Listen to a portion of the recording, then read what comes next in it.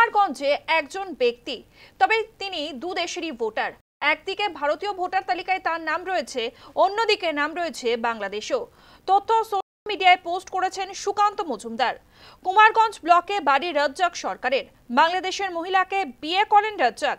সমুচিয়া পঞ্চায়েত একাধিক সদস্য হন।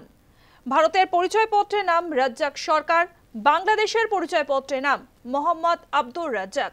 দুটি পরিচয়পত্রে একই ছবি রয়েছে। একই ব্যক্তি কিভাবে দুই দেশে পরিচয়পত্র পেলেন, প্রশ্ন তুলে সোশ্যাল মিডিয়ায় পোস্ট করেছেন সুকান্ত মজুমদার। কুমারগঞ্জে ব্যক্তি এক, ভোটার দুই দেশের।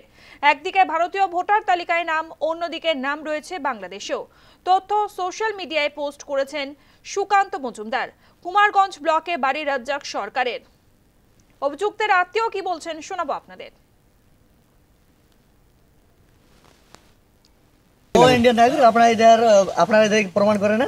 এখানে সবকিছু ছিল, ওইখানে মানে ওটা বলতে পারবো না যে কে ওইখানে কি করে কার্ডটা তৈরি করছে, কিভাবে হয়েছে ওটা আমি বলতে পারবো না।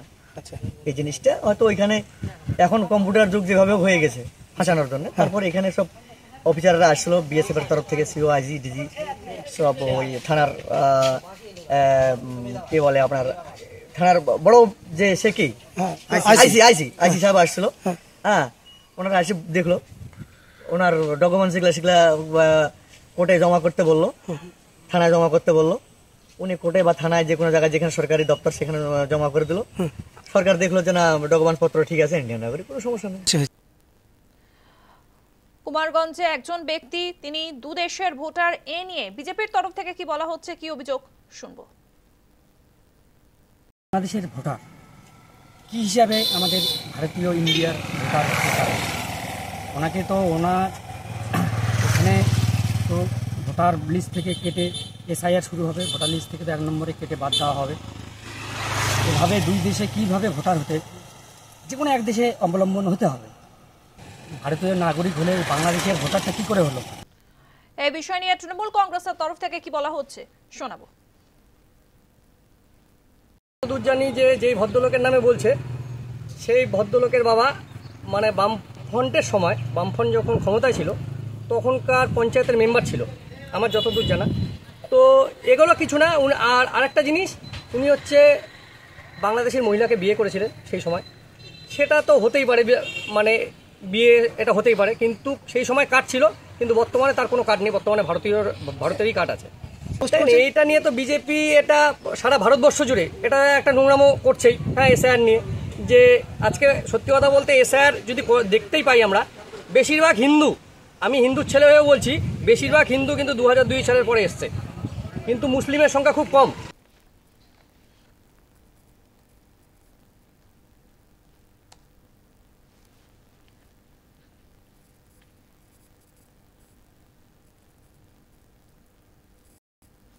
অবৈধভাবে ভারতে প্রবেশের অভিযোগে গ্রেফতার করা হয়েছে এক যুবককে।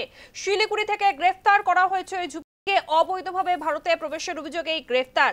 শিলিগুড়িতে গ্রেফতার বাংলাদেশি যুবক মোহাম্মদ মানিক। বাংলাদেশ লালমনিহাটের বাসিন্দা ওই যুবক। উদ্ধার ভারতীয় আধার কার্ড সহ বাংলাদেশের নথি। 12,000 টাকার বিনিময়ে ভারতে প্রবেশ, এসএসবি সূত্রের খবর। অবৈধভাবে ভারতে প্রবেশের অভিযোগে ধৃত যুবক। শিলিগুড়িতে গ্রেফতার বাংলাদেশি যুবক মোহাম্মদ মানিক। বাংলাদেশের লালমনিহাটের বাসিন্দা ওই যুবক। ঠাকুরনগর ঠাকুর বাড়িতে বিজেপি গোষ্ঠীদ্বন্দ্ব। মতুয়া কার্ড ও ধর্মীয় সার্টিফিকেট বিলে ঘিরে দ্বন্দ্ব। বিজেপি সাংসদ ও বিধায়কের মধ্যেই গোষ্ঠীদ্বন্দ্ব। সাংসদ শান্তনু ঠাকুর বনাম বিধায়ক সুব্রত ঠাকুর। মতুয়া কার্ড ও ধর্মীয় সার্টিফিকেট বিলিতে ক্যাম্প তৈরি করেন সাংসদ শান্তনু ঠাকুর। প্রতিবাদ করেন বিধায়ক তথা সাংসদের ভাই সুব্রত ঠাকুর। ঘটনায় সুব্রতর পাশে দাঁড়িয়েছেন মমতাবালা ঠাকুর। সুব্রত ঠাকুর তৃণমূলে যাবে, পাল্টা সরব হয়েছেন শান্তনু ঠাকুর। অধিকারের লড়াই, পাল্টা দাবি করেছেন মমতাবালা ঠাকুর। বিজেপি বিধায়ক সুব্রত ঠাকুর তার দাদা শান্তনু ঠাকুর, যিনি বিজেপি সাংসদ, তার বিরুদ্ধে কি অভিযোগ করেছেন শোনাবো আপনাদের। এই মন্ত্রিত্বের পাওয়ারে আমাকে থ্রেট করে বলছে তোর টিকিট কে দেয় আমি দেখব। আজকে মাকে গালাগালি দিয়েছে, আজকে মাকে থ্রেট করেছে, আজকে আমি এই ভক্তদের কাছে বিচার চাইছি, ভক্তদের কাছে আমি বলছি, সমগ্র মতুয়া সমাজের কাছে, কোনো রাজনীতির মানুষের কাছে না। আমি সমগ্র পশ্চিমবঙ্গ, ভারতবর্ষ, সারা পৃথিবীর সমগ্র মতুয়াদের কাছে আমি বিচার চাইছি যে প্রধান উপদেষ্টা শ্রীমতী ছবিরানী ঠাকুরানী, তার উপরে এরকম অসভ্যভাবে এরকম গালিগালাজ এরকম কেন হবে, আজকে অবহেলা কেন হবে, এবং আমি বাড়ির বড় ছেলে মহাসংঘাধিপতি কেন এরকমভাবে শুধুমাত্র মন্ত্রিত্বের জোর খাটিয়ে আর কয়েকটা একদম দালালকে সঙ্গে নিয়ে ঠাকুর বাড়িকে একদম মানে কুক্ষিগত করে নিজের মতন করে এ থেকে জেড পর্যন্ত করে কেন এরকম থ্রেট কালচার চলবে, এর বিচার চাইছি সমগ্র মতুয়া সমাজের কাছে। দল মত নির্বিশেষে সমগ্র মতুয়া সমাজ আপনারা ঝাঁপিয়ে পড়ুন, আপনারা আসুন এবং এই যে দালালগিরি চলছে ঠাকুর বাড়িতে সেটাকে উৎখাত করে ফেলে দিন, এর আপনারা বিরোধ করুন। আমি সমগ্র মতুয়া সমাজের কাছে এর বিচার চাইছি। আপনাদেরকে শোনালাম সুব্রত ঠাকুরের অভিযোগ, তার পাল্টা সরব হয়েছেন বিজেপি সাংসদ শান্তনু ঠাকুর। কি বলেছেন শুনবো। মতুয়া মহাসংঘ তো তারও, সেও তো সেখানকার মহাসংঘাধিপতি, তাহলে তাকে আমি কি করে ডিপ্রাইভ করি? সে হিসেব নেই মতুয়া মহাসংঘের। সে কোনোদিনও তাকে কোনো প্রোগ্রামে ডাকলে সে যাবে না, কোনো সভা হলে ডাকলে সে যাবে না, না আমি যাব না। কোনো বাড়িতে খরচ খরচা হলে যদি বলা হয় যে খরচ খরচা দেওয়ার কথা, তাহলে সে দেবে না, সে লুকিয়ে চলে যাবে আর একদিকে। তাহলে আমি কি করতে পারি?